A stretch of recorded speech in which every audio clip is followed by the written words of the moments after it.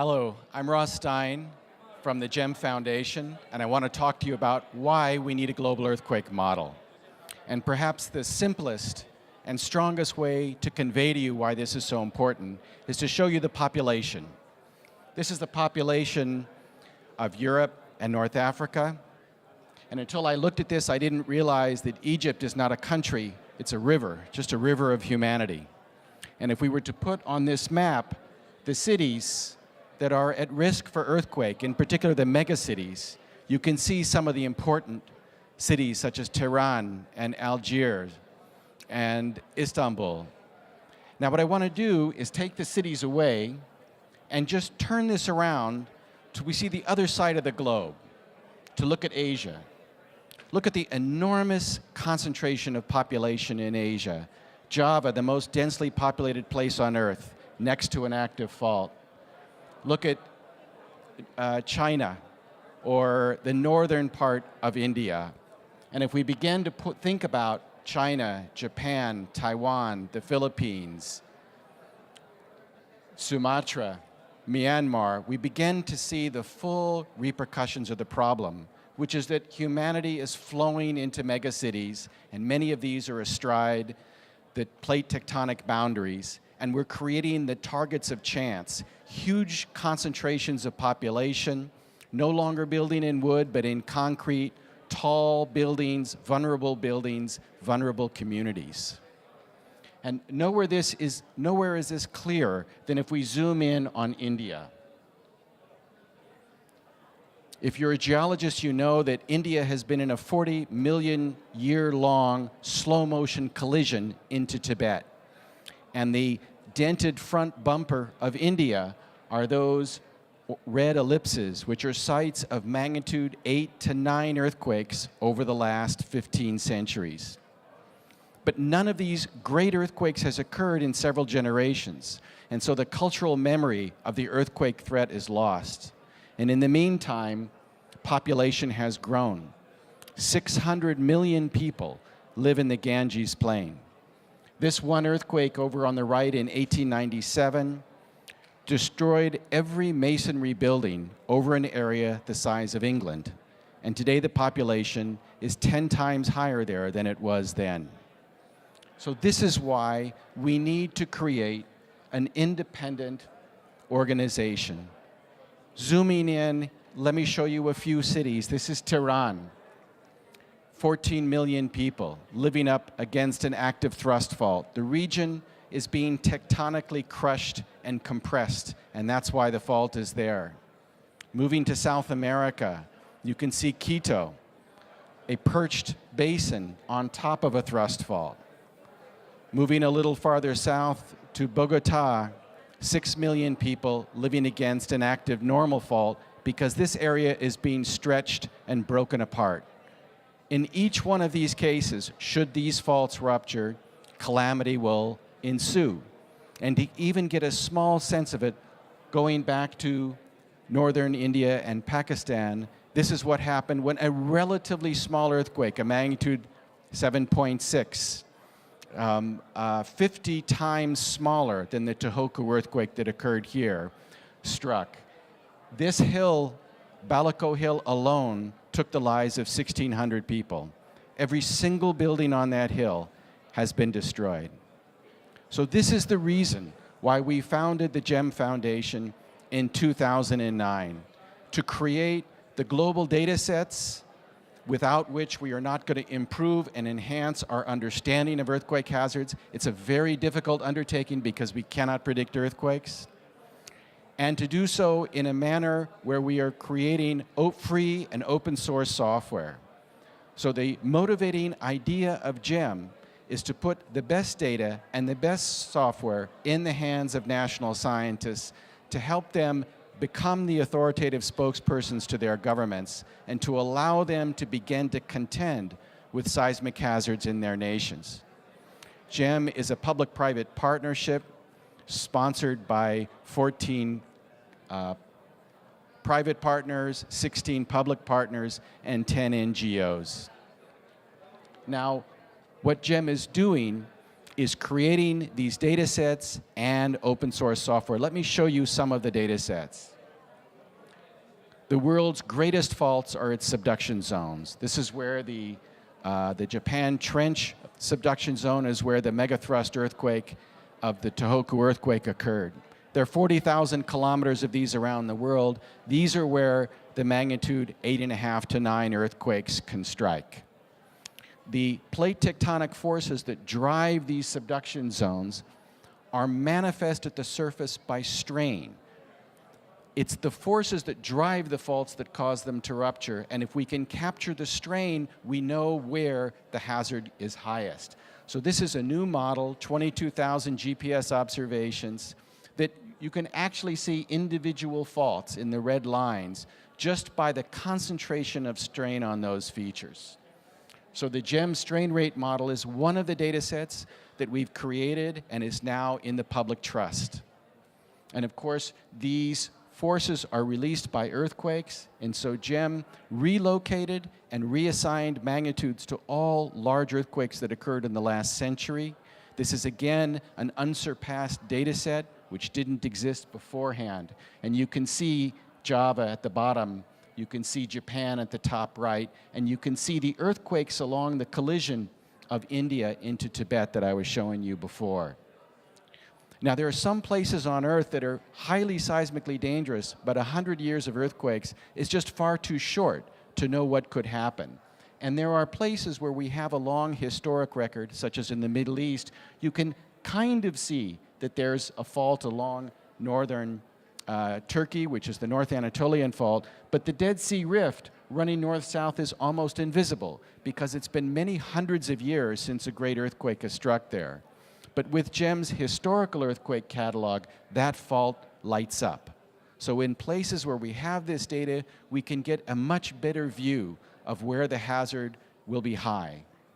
Another place where we have this kind of data is in Central America because of the European voyagers and the Spaniards. And so here, for example, some faults light up from earthquakes, and some, it's not until we have the historical earthquakes that you begin to see where the danger lurks. So all of these data sets and others, such as a global inventory of buildings and the fragility of buildings, are brought together in the OpenQuake platform.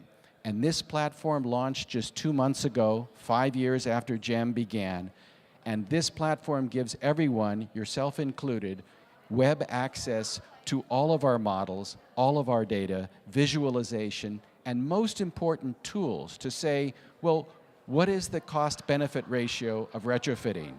If I'm the mayor of Istanbul, I have to know what is going to be the cost versus the rewards of retrofitting hospitals and schools. How would that compare to putting a catastrophe bond on the market? GEM is trying to create those tools so rather than ignore the risk, people will begin to be aware of it and do things about it. So let me show you what's inside the platform. So these are models of hazard, some of them created by authoritative national agencies and some regional groups, all of which have been implemented in our OpenQuake software. And we're rapidly filling in the world and the places where earthquakes are most important. What's key here is in blue you can see every one of these efforts has been undertaken in collaboration with a national government or scientists in that country. GEM doesn't do something on its own. GEM is engaging scientists to work collaboratively to establish this. And now once the data is and the models are in the OpenQuake platform, which is state-of-the-art, free and accessible software, opportunities arise. For example, you can test the assumptions in these national models. So for example, in the 2012 national model of Japan, the Japanese scientists assumed that there could be no magnitude 8s in or around the Tohoku rupture zone, the magnitude 9 rupture zone. But earthquakes have a nasty habit of producing aftershocks. And large aftershocks can occur much later in time. And in fact, there was a magnitude 8 just 30 minutes after the earthquake, and another could happen too. So what if we relax that assumption just a little bit and say, what about if there were just a 10% chance of that earthquake occurring? And when you do that, you can see that the hazard along the Tohoku coastline and in Tokyo dramatically changes. So these are judgment calls that need to be assessed and interrogated by scientists. So we're putting these models into everybody's hands so they can discover what's important about them and then go to the next step, not just the hazard, but the consequences for damage, human losses, financial losses. Another place in which OpenQuake models are helpful is if you discover new faults that you want to add to an existing model. And the Taiwan Earthquake Model Group has done just that. You can see that they've lengthened and added faults that were missing from the government model, and as a result, hazard in many of the key cities of Taiwan appears to be higher than had been identified by the government. So for example, in Taipei, Taichung, and Tainan. So this is the opportunity. These are academic scientists who are working and now entering in a dialogue with the government to try to convince them that this needs to be realized. So in other words, the knowledge shouldn't be just in a few people's hands, it should be in everybody's hands. Another group that was inspired by GEM's OpenQuake software is in Portugal, and what they did is made a tool that instantly after an earthquake occurs warns the community about the extent of possible loss and damage. It's called PRISE, P-R-I-S-E. So in this map, for a scenario earthquake, you're seeing the distribution of expected shaking, and that's turned into a distribution of damage and collapses to buildings. And if you were to zoom in on this map, you would see the location of the hospitals, the schools, the roads, where in fact they expect these damages to be, so emergency response can be better done. So this isn't done by GEM. This is somebody taking the tool and run with it, thinking of something better than what we thought of. And that's the power of open source software and creating those tools and letting others use them. But GEM isn't just data and software. It's a community, it's an attempt to bring people together to talk about and understand the difficult scientific process. So these are scientists who came together, who were working in the slowly deforming parts of the world that also have earthquakes: Australia, Canada, Europe. They're all doing it differently. The goal is to get people together to talk about how their approach is and to develop testable ways to do this in a better manner. So always what we're doing is bringing scientists from different corners of the world to address these problems. And where the rubber really hits the road, where we're really trying to make a difference, is in places like Kathmandu, where we've introduced a system where the local ward representatives, using a handheld device, can go through a process of assessing their resilience to earthquakes. And this teaches them what was missing and what can be done, and this is now spreading through Kathmandu, and you don't have to have any doubt that Kathmandu is one of the most frightening prospects for a future earthquake, because it's been heavily overbuilt with unreinforced concrete buildings. So this is where GEM hopes to, with humility, but with some enthusiasm, try to slowly make things safer for earthquakes. So I want to leave you in South America here with the population of the Cordillera essentially engulfed by earthquakes, with the thought that we believe that GEM can raise earthquake awareness and advance the science and practice of seismic hazard assessment. And I hope you'll join us. We have brochures here. Thank you.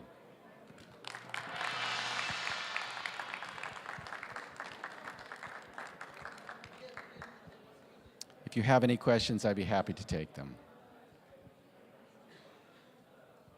Yes?